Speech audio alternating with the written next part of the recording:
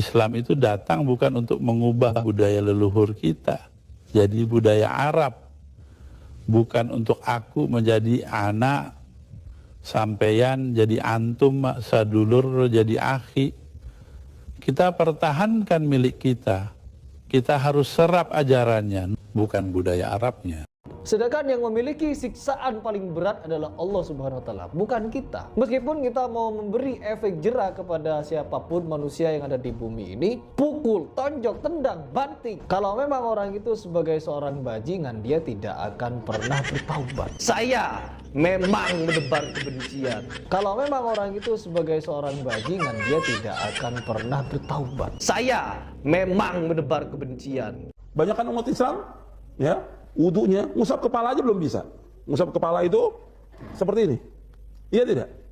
Dia belum tahu ngusap kepala. Padahal menurut syariat, ngusap kepala itu dari depan sampai ke tengkuk, dikembalikan lagi ke depan, masukkan ke telinga. 1 kali. Nabi kalau berwudu itu, dimulai dari depan, ya, ke belakang, kemudian dikembalikan lagi ke depan, dimasukkan ke telinga. 1 kali.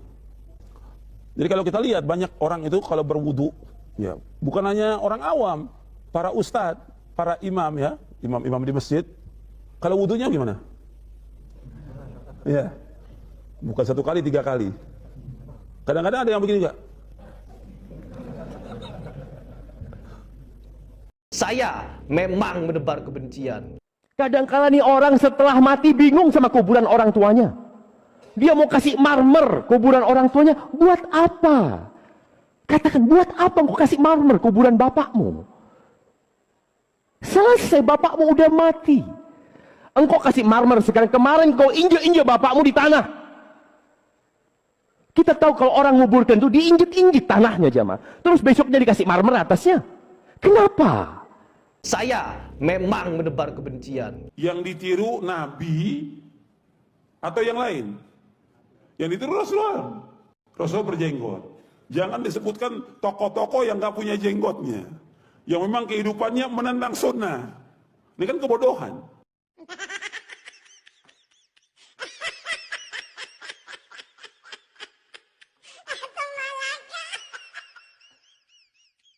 Assalamualaikum Sobat Cerdas. Terkait viralnya video Heri Pras kemarin, justru di sini Heri Pras malah mendapatkan banyak keuntungan. Alasannya, karena di balik kejadian tersebut justru mengundang keuntungan bagi seorang Heri Pras, di mana jika kita lihat channel Heri Pras sekarang mengalami peningkatan dari segi tayangan jumlah tontonan.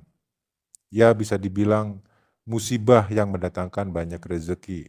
Sekian banyak channel YouTube yang memberitakan terkait video viralnya Heri Pras, maka banyak pula netizen yang berbondong-bondong langsung nonton klarifikasinya di channel Heri Pras. Bisa dibayangkan dari banyaknya konten Heri Pras yang diupload, apalagi video klarifikasi kemarin, jumlah tontonannya mencapai ratusan ribu. Bayangkan saja jika Heri Pras 1 hari berhasil mengupload 10 video lalu ditonton 1 juta kali. Maka dengan cara seperti itu Heri Pras insya Allah bulan depan bisa membeli mobil baru. Apalagi jika Heri Pras sanggup membuat 1000 konten dalam 1 hari. Maka dalam 1 tahun Heri Pras sudah bisa membayar hutang negara yang totalnya 8.000 triliun. Dengan seperti itu maka seorang Heri Pras akan disayangi oleh negara. Setelah viralnya video Heri Pras kemarin, apakah teman-teman berharap seorang Heri Pras akan berhenti menyenggol seorang ulama dari kalangan Aswaja? Jawabannya tidak. Justru seorang Heri Pras akan mengulangi kejadian yang sama. Karena dengan menyenggol Kiai NU di situ Heri Pras akan mendapatkan banyak keuntungan, di mana konten Heri Pras akan ditonton oleh kalangan pemuda-pemuda NU dan dari kalangan orang-orang Aswaja. Di mana dalam satu video Heri Pras mampu mendapatkan penghasilan 1 juta rupiah. Bayangkan jika Heri Pras dalam 1 hari berhasil mengupload 10 video, maka dia akan mendapatkan 10 juta rupiah. Tentunya itu semua tidak akan membuat Heri Pras jera, karena memang tujuan seorang Heri Pras hanyalah berkamuflase. Dengan adanya video Heri Pras yang telah dipersekusi kemarin, maka itu suatu momen keuntungan bagi Heri Pras untuk membuat konten sebanyak-banyaknya. Maka tidak akan heran teman-teman, seorang Heri Pras akan membuat video klarifikasi selanjutnya klarifikasi kedua, klarifikasi ketiga sampai ke 1000. Jika dilihat konten Heri Pras ini mirip seperti konten Nikita Mirzani ya teman-teman ya. Di mana Nikita Mirzani selalu menyenggol banyaknya artis, apalagi artis yang sedang viral pasti akan disenggol oleh Nikita Mirzani. Bahasa kerennya, enggak nyenggol maka enggak makan, dan itulah yang dipraktekkan oleh seorang Heri Pras dengan menyenggol banyaknya ulama aswaja. Heri Pras juga pernah berkata bahwa ulama NU dan kalangan aswaja adalah orang-orang yang menyesatkan. Di mana Heri Pras berkata ajaran NU adalah ajaran yang kurofat. Justru di sini yang mau saya tanyakan, apakah halal uang yang dihasilkan oleh seorang Heri Pras dengan membuat konten video membenci seorang kiai NU dan memfitnah seorang ulama aswaja, lalu membenturkan keduanya dan memecah belah umat Islam. Apakah halal uangnya Heri Pras? Tolong dijawab buat teman-teman yang merasa pendukung Heri Pras, terutama dari kalangan Wahabi.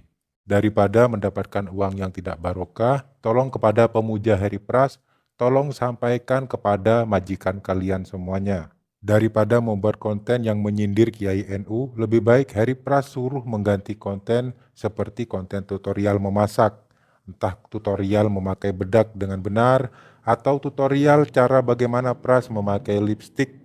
Itu lebih baik daripada membuat konten yang mengkritik ulama. Sekali lagi kepada para pemuja Heri Pras dari kalangan Wahabi, tolong sampaikan pesan saya ini. Daripada membuat konten yang mengkritik ulama-ulama NU, lebih baik membuat konten tutorial memasak atau tutorial cara memakai bedak dan lipstik dengan benar.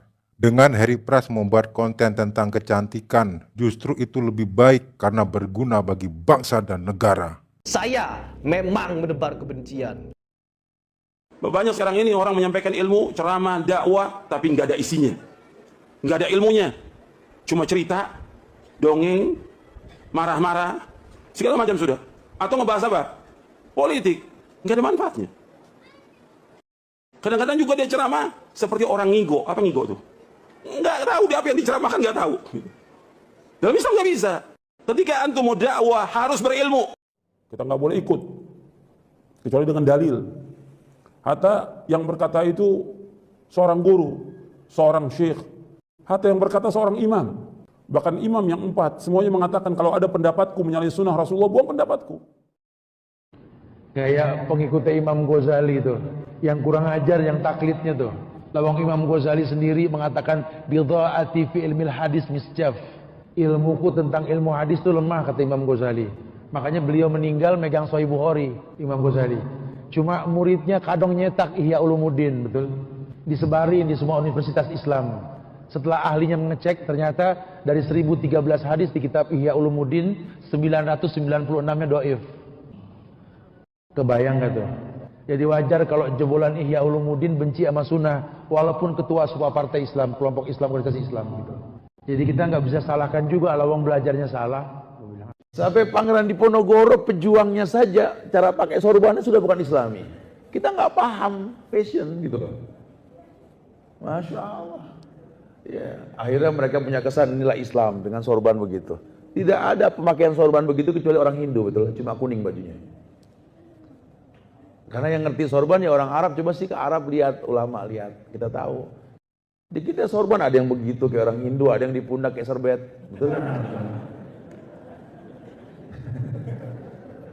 Tapi kita nggak paham. Yang tasbih Assalamualaikum Islam. Dari mana tasbih Islam? Yang ditiru Nabi atau yang lain? Yang ditiru Rasulullah. Rasul berjenggot. Jangan disebutkan tokoh-tokoh yang nggak punya jenggotnya, yang memang kehidupannya menentang sunnah. Ini kan kebodohan.